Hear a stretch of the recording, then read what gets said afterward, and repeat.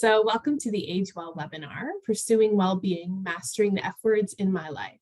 My name is Alison Schneider, and I am Age Well's Education and Training Coordinator.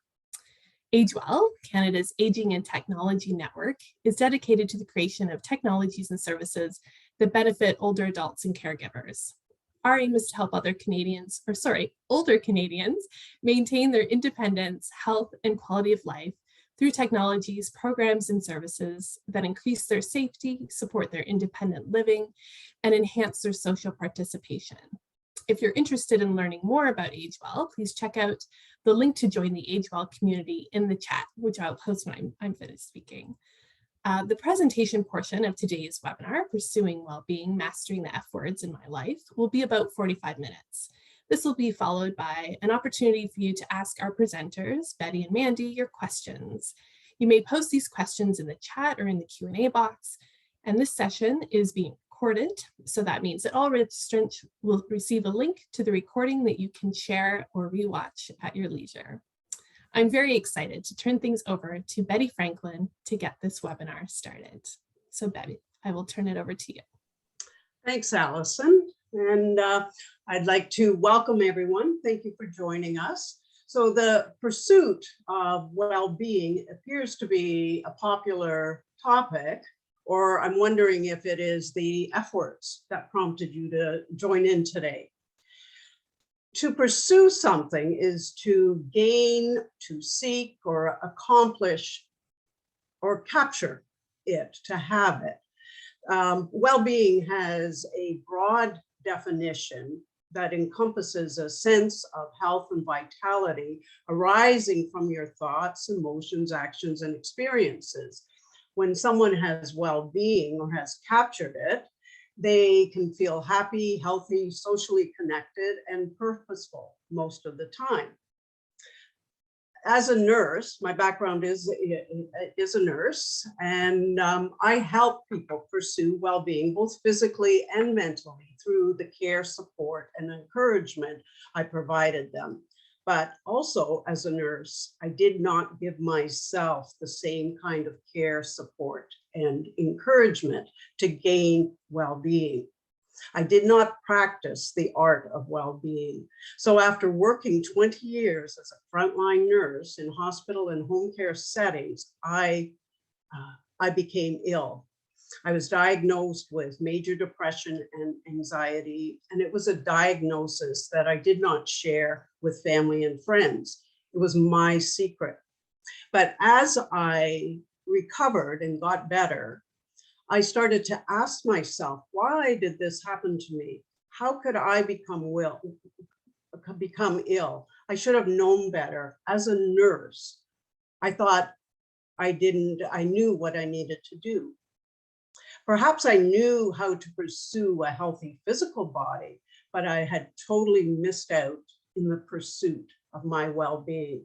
I did not have vitality arising from my thoughts, emotions, actions, or experiences, nor did I feel happy, socially connected, or purposeful.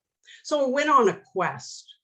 I began to pursue well-being, and in doing so, I sought counseling, joined groups, took courses, read more books, and practiced what I learned. And I came to understand that my well-being encompassed more than what I thought it did. As I learned and grew, I shared these learnings with others. I began developing workshops and programs. I wrote a book, became a coach and an educator. With a focus on whole person well-being, I use creative and literary license to label 6 key components of our well-being, which I call the F words.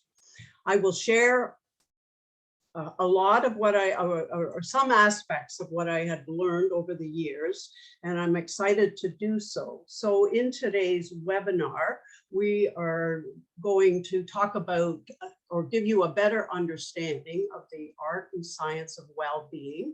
I'm going to ask you to evaluate the F words in your life and then identify an action plan for your personal well-being. Before doing so, I just want to put a disclaimer out that the information provided in this webinar is just a general source of information. For further details on any of the things I address, please speak with your medical or professional advisors. We also have a fair bit to cover today, but before I begin, we're going to start with a poll question to you. And then as we go through the webinar, I'm going to ask you to respond in the chat box. Also ask if that you have a pen and paper handy for an activity that we're going to do. Allison will forward you the slides at the end, and we will, both Mandy and I will provide our contact information, giving you more information about the other programs that we deliver.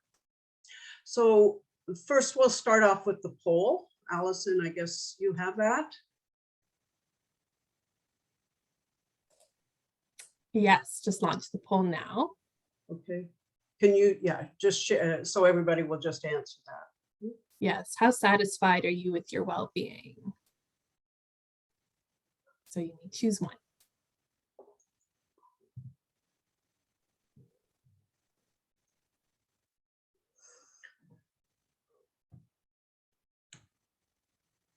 Okay, and then the Okay, next.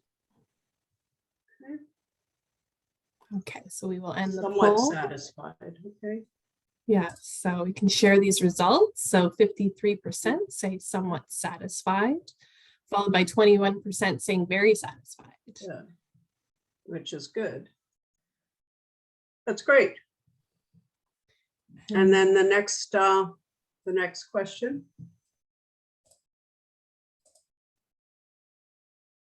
We just want to know a little bit more about who's in the audience.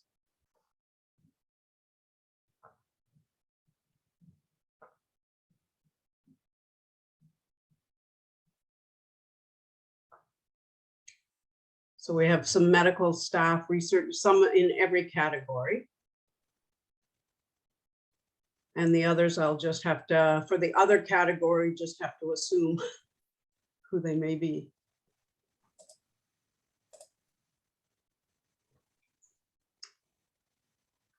Okay. Okay, great. Great. Thank you, everyone. So I want to share with you a bit about you and maybe some facts that you're not fully aware of. Do you know that you have over 60,000 thoughts in just one day, and that your brain thinks at a rate of 800 words per minute? Your body consists of over 50 trillion cells that keep you moving, growing, and functioning. Your eyes have over 100 million receptors, so you can see the world around you, and your ears, 24,000 fibers to hear the sounds of children playing, music, the birds singing. Your skeleton is composed of over 200 bones that are a framework for over 500 muscles, 11,000 kilometers of nerve fiber, 96,000 kilometers of blood vessels that pump 7,500 liters of blood through your heart in just one day. And that heart beats over 38 million times every year. Also, I wanted to congratulate you because you won the race. You were in competition with upwards of 500 million sperm, 300,000 eggs, and you're the one who won out. What are the odds of you even being born? Add to that you are a combination of 23 chromosomes from your mother, 23 chromosomes from your father. What are the chances of another you? You can't be duplicated. You are unique and you're extraordinary. And all of us, we were created in this way. We are all designed to function well and to live fulfilling lives. However, we don't tend to do that as life becomes quite complicated and challenging and messy, and it's full of unknowns. And we need to adapt to that environment. And our bodies do that as they go through a process called general adaptation syndrome, or GAS. And this phenomenon was first identified by a scientist known as Dr. Hans Selye in 1946. He was a pioneer in the study of disease and stress and the mind-body connection. So the easiest way to help you understand GAS is to view it in the different stages that our body goes through as we adapt. And those stages, the first stage is alarm. And that's when the mixing of what I call a chemical cocktail of adrenaline and cortisol. Some people can call it the adrenaline rush, which accelerates some or decreases other parts of our internal function. Stage 2 is the resistance stage, where our body attempts to slow down and return back to a balanced, peaceful, or homeostatic state. And if that does not happen, we go into stage 3, which is exhaustion, where our body's immune system becomes compromised, organ damage can occur, and a disease or illness can set in. This is stress. These stages are how we respond to the unknowns and the challenges in our life. And we were designed as human beings to experience this stress and react to it. The normal reaction, this normal reaction, often referred to as a fight or flight response, includes both good and bad stress. If you have an important test coming up, a stress response might help you and your body work faster and stay awake longer. But stress becomes a problem when we continue to activate that fight or flight response, causing wear and tear on the body, impacting us physically, emotionally, mentally, and behaviorally. How I like to explain it is, imagine yourself on a hamster wheel, and you're just going around and around, dealing with life, its ups and downs. But as more things happen to you, you start going faster and faster. And you can maintain that pace for a while. But eventually you're going to start struggling and getting exhausted. You're going to lose your balance. And as the gas continues to pump with ongoing stress, and it becomes harder for you to adapt and slow down. And if the brakes are not put on, you are going to speed up, wobble, become exhausted, and eventually you're going to fall off your axis and crash. When you're stressed, I just want to ask the group, when you are stressed, how does that impact you behaviorally? How do you present yourself to others? What does that look like?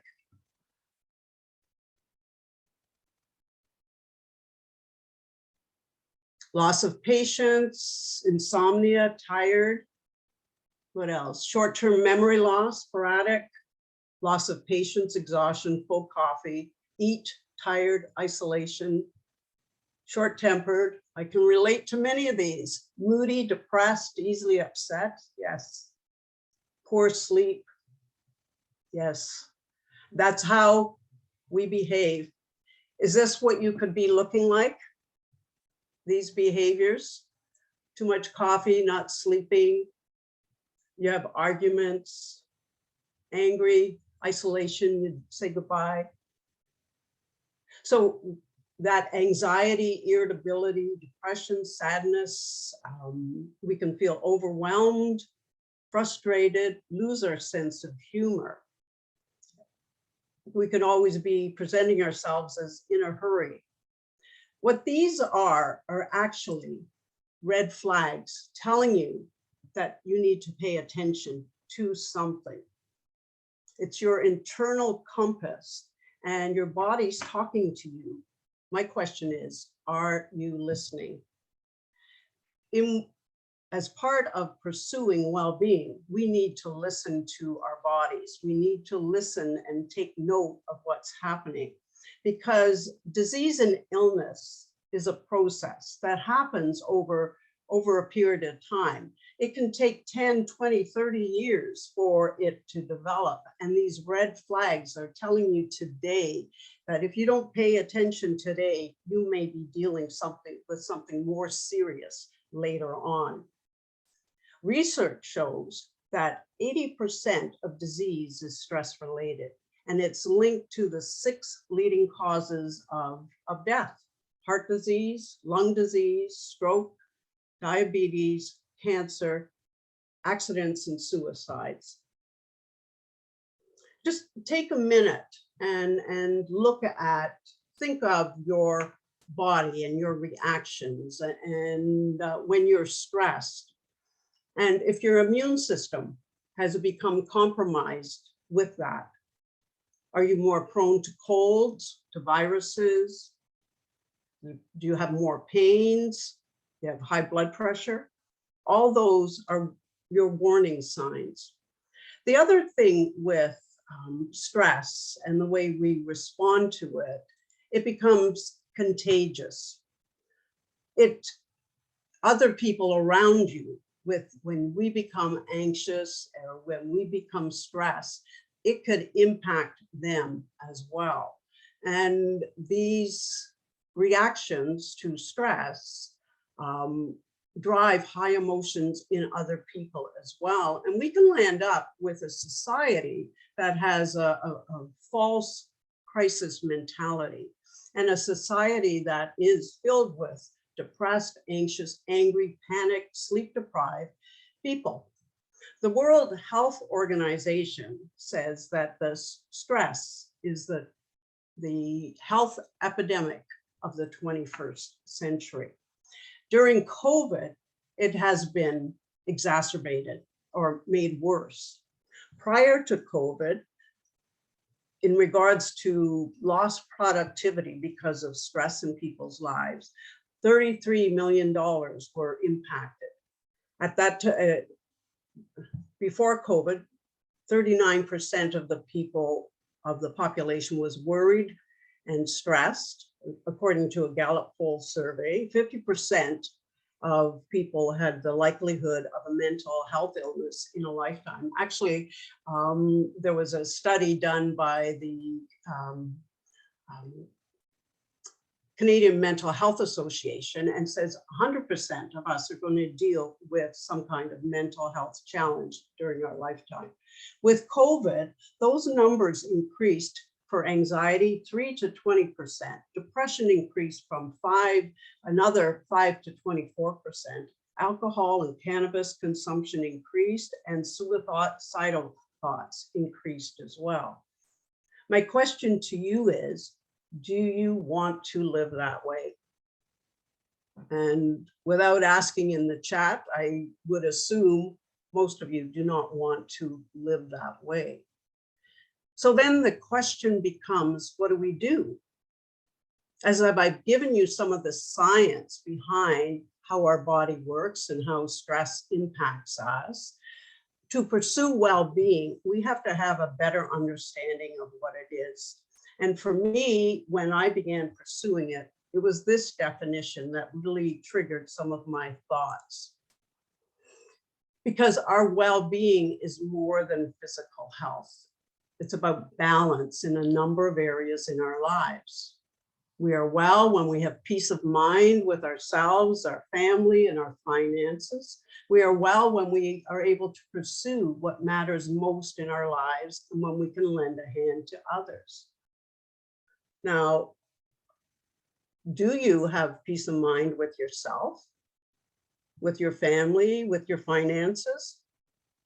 Are you pursuing what matters most to you? And do you have time to lend a hand to others? Most of us are too busy to be involved with other things.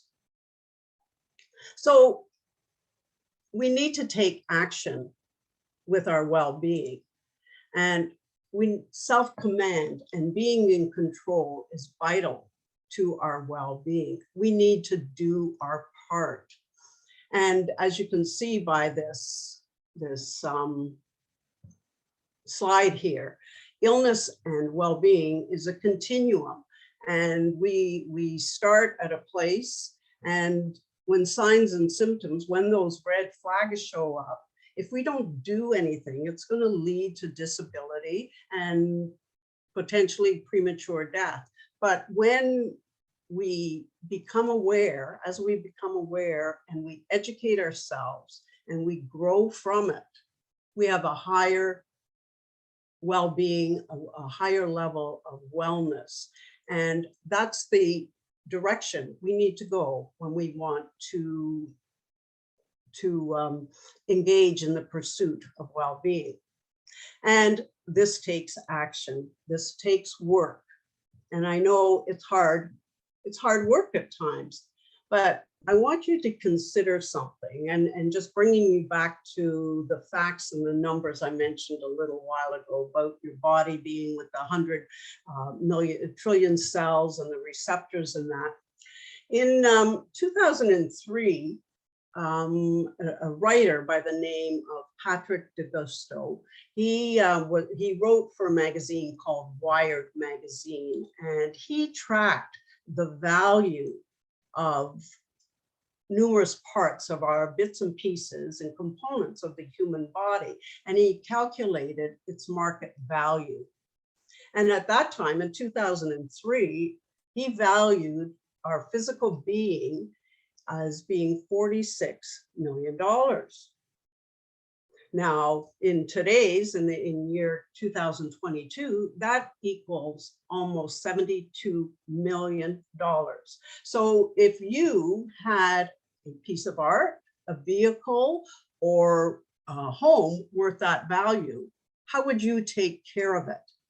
So I want you to think of that as you think about pursuing your well-being, and consider your value. This car, made by Bugatti, is known as the black car, and it's valued at $19 million. It was debuted last year. Now, if you had that car, you certainly would value and take good care of it. You would put the correct gas in it, lubricate it well, you'd shelter it well from inclement weather, because you want to guard its value and its performance. So just that car has needs, just as you as a human being have needs. So our human needs are based on our physiological needs, what we need for safety, what we need to feel loved and belong, and to feel a sense of self-esteem, and to actually be who we were created to be. Now, remembering all of that can be, and the various components can be a little bit challenging. I know sometimes I have a hard time remembering things, so I go more to acronyms and simple ways of thinking. And how do I get those needs met? So I'm going to take you now to the F words: family, fitness, friends, finance, fun, and faith. Our needs for air, water, shelter, clothing are met within our fitness and financial needs, as well as our safety is addressed in those needs. Our need for love and belonging can be met through our relationships with family and friends, and also with the fun that we have in our lives. And then our need for respect and recognition and being the person we're created to be, that's within the faith component. So I want you to take out your pen and papers and do an activity. And I need you to draw a circle like this wheel and divide it into 6 equal parts. And then label those parts: family, fitness, friends, finance, fun, and faith. And I'm going to take you through an activity. I'll give you a few moments here to draw your circle and label it.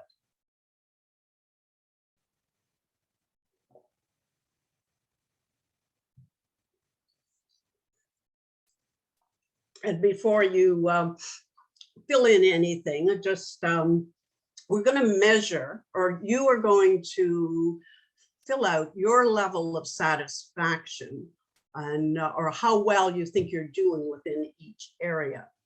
And I'm going to identify a few components or a few things about each of these words before you fill in your level of satisfaction. And I want you to go from a level of 1 to 10 with marking the 1 at right at the center of the wheel and the 10 on the outside. And remember, this is subjective. It's about you. It's about where you are today. There's no right or wrong with it. This may change a week from now, a year from now, a month from now. But for today, just identify your own personal satisfaction within each of these areas. So we're going to start with the family component of the wheel. And just listen to me before you mark your scale from 1 to 10.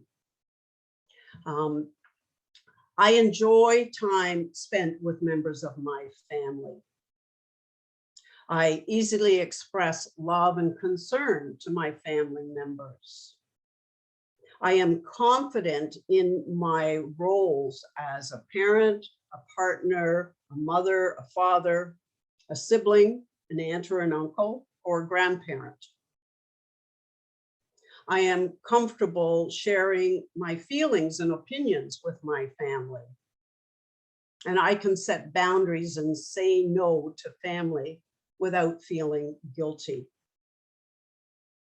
So on a scale of 1 to 10, when you consider family,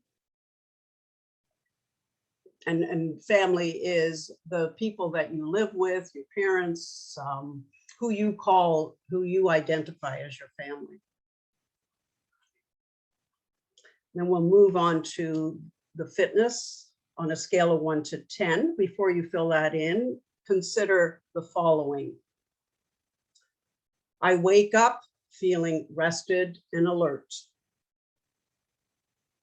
I use healthful strategies to manage stress, whether it's breathing, stretching, relaxation, meditation. I eat at least 5 servings of fruit or vegetables daily. I drink 6 to 8 glasses of water a day. I include exercise or movement as part of my daily, weekly routine. I maintain my ideal weight. I am aware of the connection between my thoughts, emotions, and physical health. On a scale of 1 to 10, how satisfied are you with that component? Now we'll move on to friends. Friends, your buddies and your pals. I also tend to include the other people in your life, the people you work with, maybe the people you volunteer with as well. So consider this before you mark it on the spoke of the wheel. I do my part in establishing and maintaining healthy, satisfying relationships. I have people in my life that I trust and can go to for support and guidance. I value the various types of healthy relationships in my life, lifelong friends, close friends, and best friends that I can share with. I set boundaries and say no to my friends without feeling guilty. And I can clearly express my needs and desires to my friends. And just one last one to add into that, I know how to be my own best friend. on a scale of 1 to 10.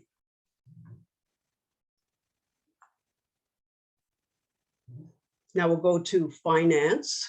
Finance is about how much money is enough, how to use it, how to grow it, how to have fun with it, how to distribute it at the end of your life.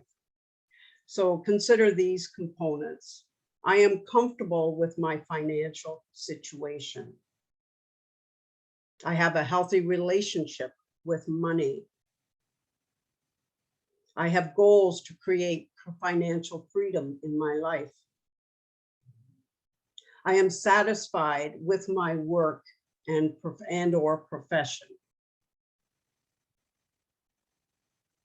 I encourage and teach the children in my life to earn and wisely manage their money.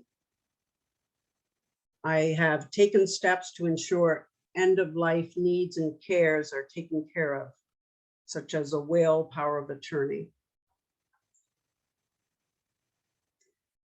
And then we move on to fun. Consider these before you mark the spoke on your wheel. I laugh freely and openly. I have a healthy balance between my work, family, friends, and self. I can release anxiety, worry, and fear in a healthy way. I take short breaks for play, laughter, and humor on a daily basis. I take on no more than I can manage. I'm not addicted to a substance or a behavior. I enjoy the vacation time I have away from work on a scale of 1 to 10. And I take time to play and have fun with those I care about. And the last spoke on the wheel is faith. And this is faith and trust and belief in yourself and in the people in your life in the process of time. So consider this. I focus on my strengths and use positive self-talk. I feel that my life has meaning, value, and purpose. I feel in touch with my inner wisdom. I can accept circumstances and events that are beyond my control. I feel part of a like-minded and purposeful community. So on a scale of 1 to 10. And once you've got them all marked, I want you to take your pen or your pencil and attach the spokes of the wheel.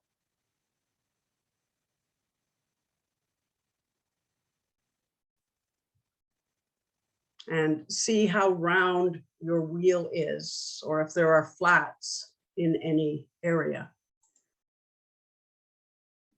And if you are so inclined, just put in the chat box where you may have a flat, or if there were any surprises, if you're deflated in certain areas. Maybe some of you can share that with us.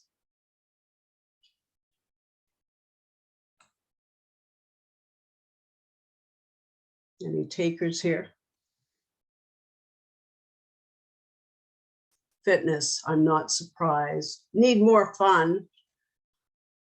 I work with my colleague Mandy, and we were talking earlier. I'm the serious one. She's the fun one. She laughs a lot easier than I do. 100% fitness. Finance is important. My fitness is flat. My belly is not.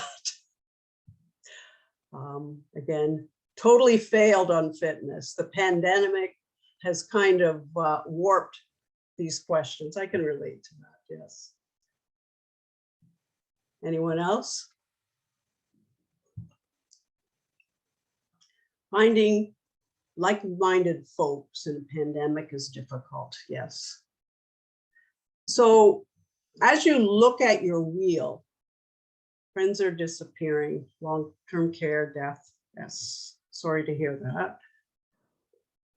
So if you were to put that wheel on a car that you had to drive the rest of your life, How comfortable will your ride be? Just imagine that. Will you be able to take the twists and turns of life easily, or will you crash? Will you slide off the road? Just food for thought for you.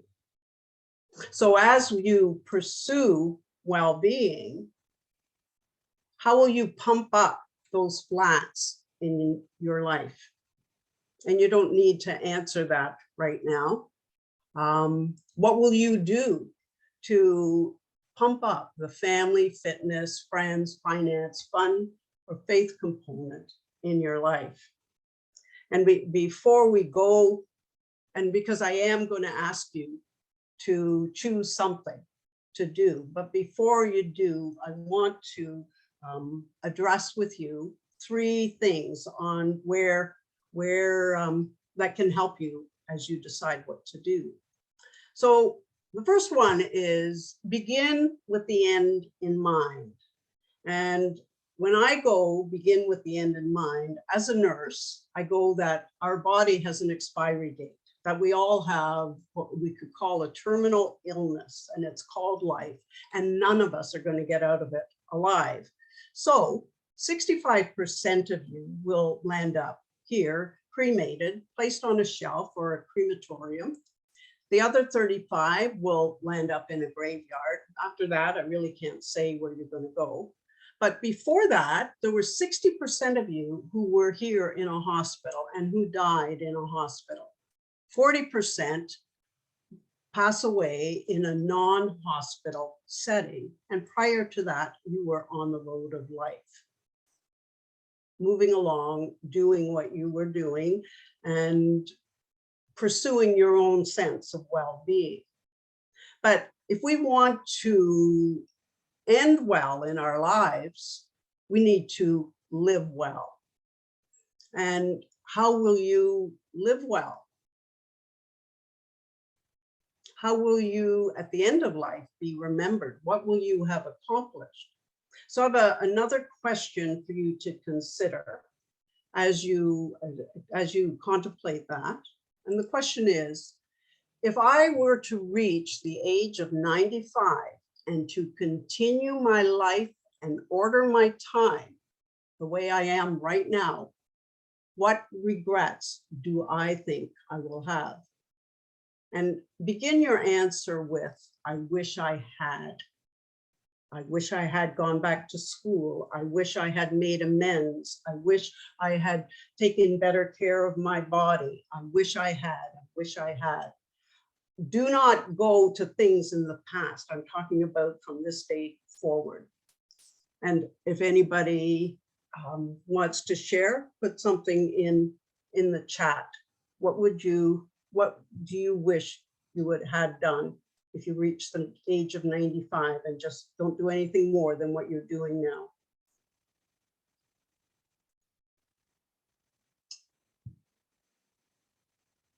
I wish I had more fun, watched less TV, stayed in touch with more family and friends. Good. Anything else? Okay, actively taken time to have more fun, show more appreciation, more time with family and friends. Well, all those ideas are where you can start as you pursue well-being. More time for daily exercise. The next thing I want to share with you is about, so you begin with the end in mind, and then it's mastering your mental fitness. Are you aware of how much your thoughts impact how you feel, which then impacts your actions and your ultimate outcomes?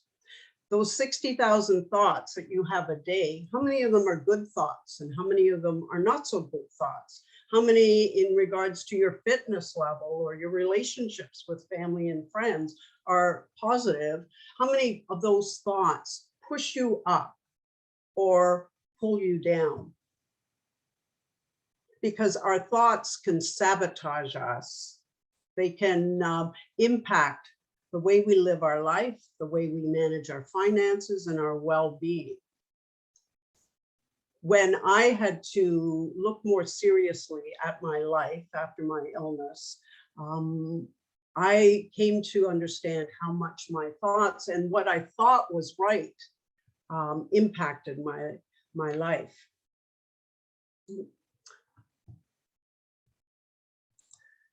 And as you consider your thoughts, I want you to remember that there's a battle going on up in our heads. Those thoughts, some of them are their nasty enemies, and they want to sabotage us and sabotage our success. And they want to hold us down. And we don't have a lot of say of what pops into our minds, but we can choose if we're going to focus on it or not. And as you consider that battle that's going on, also know that the words that come out of our mouths are often related to the thoughts that we have, and that these words have tremendous impact in our lives, and they can build people up or build people down. And as I said, that stress and anxiety and all of that is contagious. Our words can create further turmoil. But neuroscience has done a lot of studies, and we can reprogram our thoughts. We can take command of those thoughts and change them. I often liken it to a tree falling on a pathway out in nature. And because the tree fell over the path, now a new path has to be created. So as that new path is created, it takes time, but eventually a new pathway is created. And that's what neuroscience is finding, that we can create better neural pathways that go to the part of the brain that motivates positive thoughts and emotions and activates our creativity, our passion, and our empathy. The challenge is, how much time do we spend on thoughts that serve us compared to thoughts that sabotage us? That time we spend and how much we spend on it, and also neuroscience, just step back a sec, that it takes 3 positives to counteract 1 negative. 3 positive thoughts to counteract a negative thought. So that is also impacted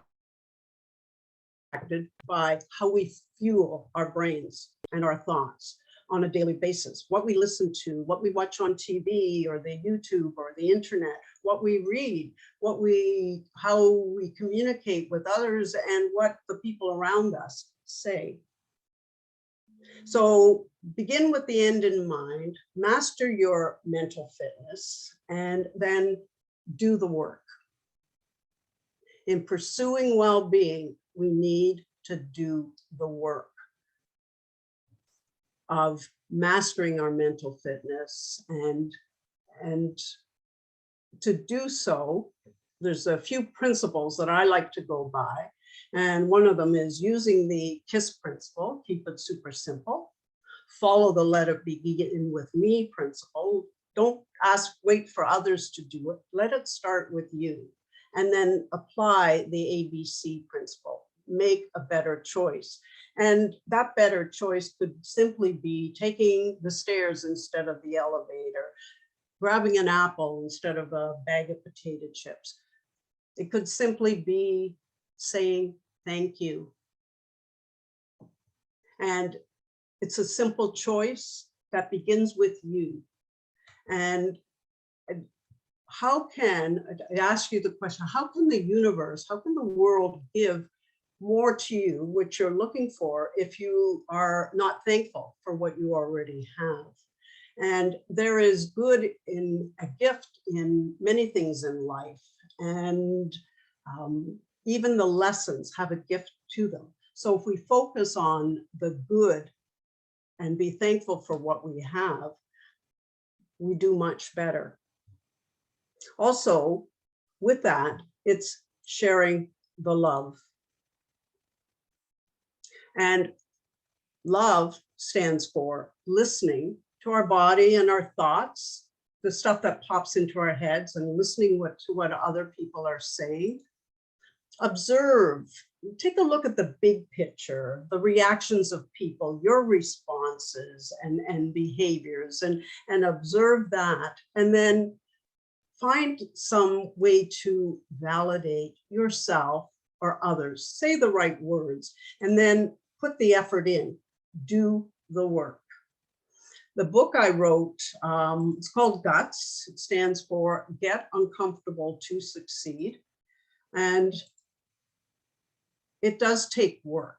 It takes practice. It takes creating new habits. And it doesn't matter if you go fast or slow. It's that perseverance, that stick-to-itiveness, the changing of your ways, doing things differently. Nothing changes unless something changes. So in pursuing your well-being, find positive ways to get your needs met and minimize the stresses in your life. So with that, now I come to ask you, it's your turn. When it comes to the flat in your life, in whichever area you chose, if you just consider in the next 7 days, what can you do? When you take a look at your wheel and you apply those principles of simply a small, better choice, something that you can do that keeps it simple. What are some things that you can do to enhance your life and pursue your well-being? If I had to call you up next week and say, did you do that? What would you do? Take time for daily exercise. Take my spouse on a date. Okay, Sydney, send me an email and let me know you did that. Take longer walks, go for a walk. Yeah, this is something you do in the next 7 days. It's a baby step. So how many more fruits and vegetables will you eat? If you eat no more fruits and vegetables, can you do 5, or can you do it? Can you just add 2 for the first day? Which friend are you going to call? And when are you going to call them? Daniela, when are you going to dance? You're going to dance in the kitchen as you're listening to the music, or you dance with a friend, or you're going to go out to dance? We need to get specific about the things we will do to pursue well-being, and then just do it.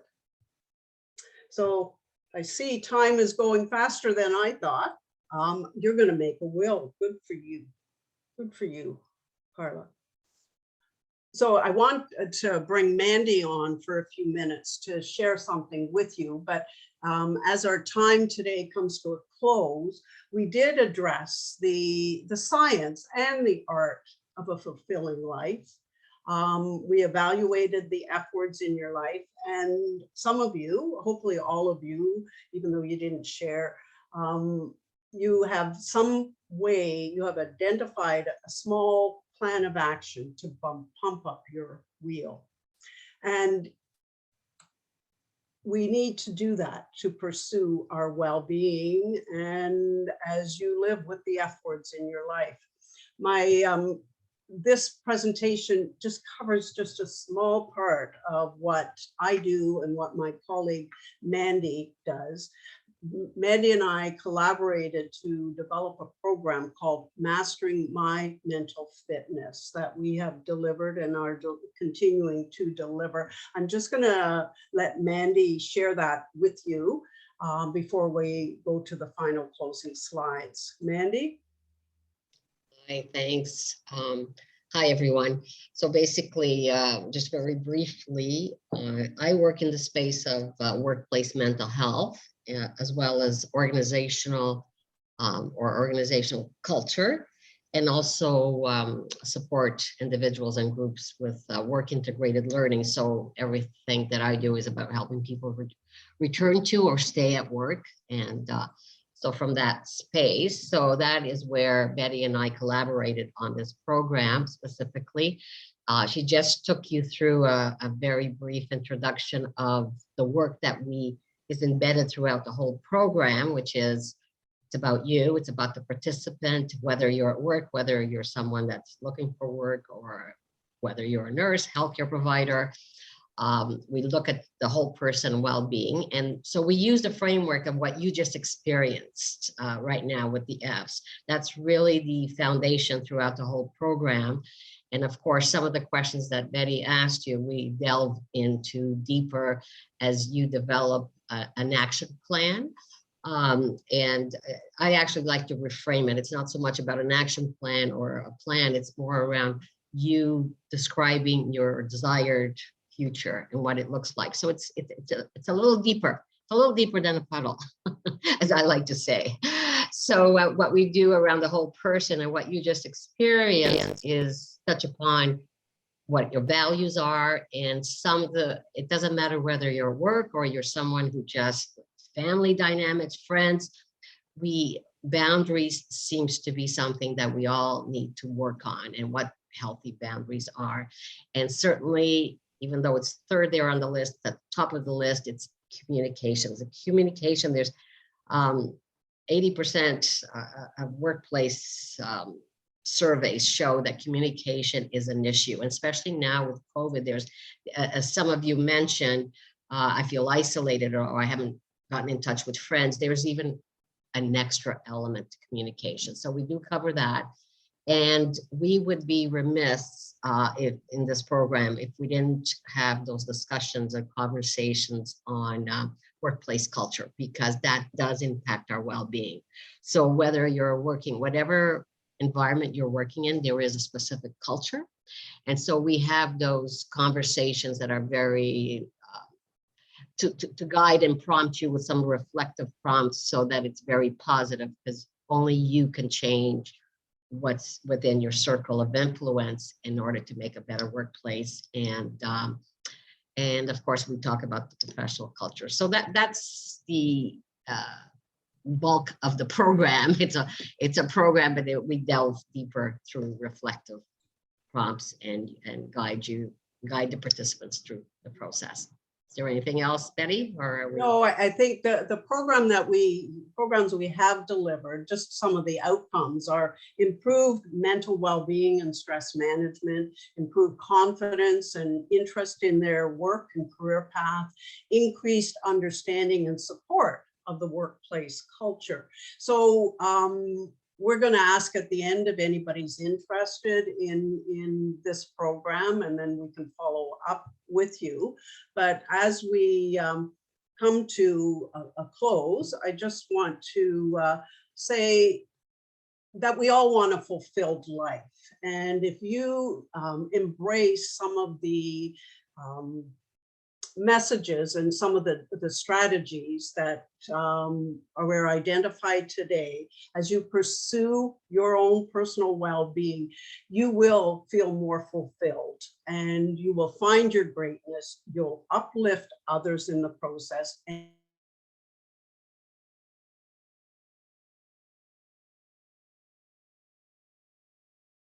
and you'll enjoy your journey. Tours, delays, trips into the unknown, and you need to take that action. You need to take some risks, and sometimes you may go the wrong way, but that's all okay.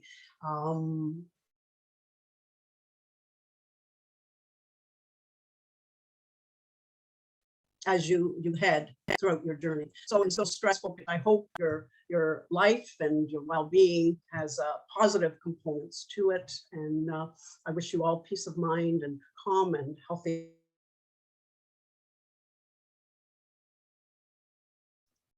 full life, a good life. With So anybody who's interested in the program or even purchasing a copy of the book called Guts, there's Mandy's and my contact information. You can reach out to us. It's either Betty or Mandy at startingtheconversation.ca. Is there enough time for a Q&A from based on today's curriculum, or how are we doing for time, Allison? Yeah, so we have about 5 minutes left. No one has posted questions yet, but if you do have a question or a comment, please post that in the chat or in the Q&A box. You can, I'm sure this presentation has a lot of people thinking inwardly right now, and maybe they're waiting for those questions to come, and you do have those emails there if you wanted to reach out. We do have a comment. Thank you so much for a thought-provoking presentation, not only to apply to myself, but with clients also. Great, thank you, Maria. Thank you, Maria. Yeah.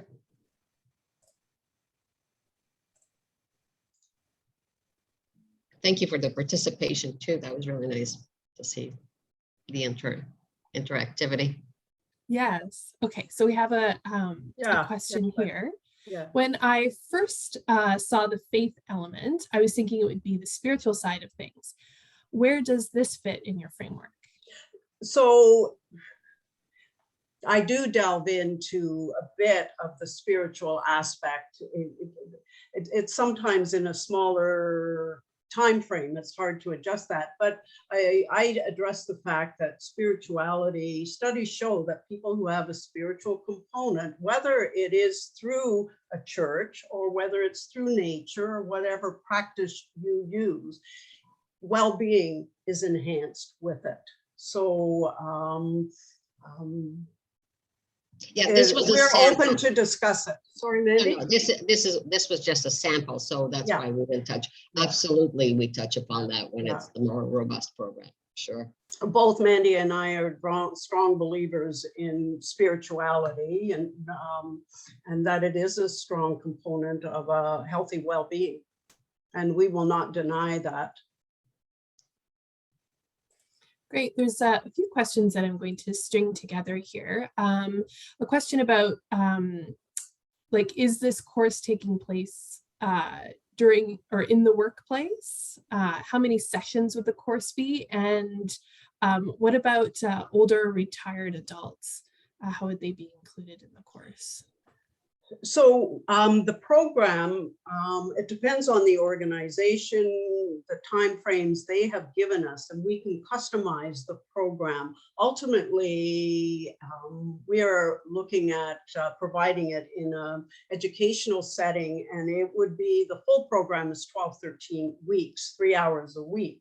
However, depending on we can do 3 hours, we can do an hour, we can fine tune it, so it all depends. And as for older adults, you haven't stopped living yet, so keep pumping up your wheel. So the strategies, they apply to you too. They can. We're looking into developing in different environments, different areas. So that will be posted as we go along. We're looking definitely as one of the entry points is an academic institution, but we also can do it in the community so that it applies to anyone.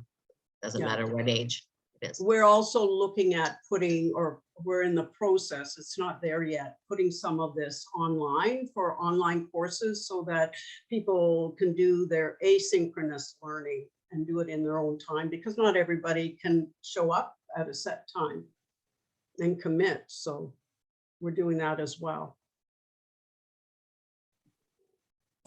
So at this time, do you have any partnerships within workplaces, or how would this be set up within someone's workplace? So at UHN, for example, would we ask our managers? Would we?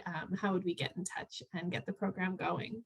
Well, reach out to us, send us an email, connect us with your manager, your work manager, and we'll have the conversation with them. We prefer to do this in a workplace or academic setting instead of we choosing a place and inviting people to join us. because a lot of it is intended for the workplace. So to have an employer drive this, it says kudos to them that they have an interest in their staff's, their employees' well-being. One of the areas that I'm certified as a psychological health and safety advisor. So we bring a lot of that content into the portions, so specific for the workplace and to support both employers and employees. So absolutely. Yeah, we would love to talk to, I guess it would be HR, the human resources. Or your manager. Your manager can drive it too, your director. Yeah. Well, great. So lots of interest. And I will include, so everyone who registered for this session will receive an email with Betty and Mandy's contact information, as well as the website. So you can remind yourself to do that, as well as the slides and a link to the recording so that you can share with colleagues or lab mates as the case may be.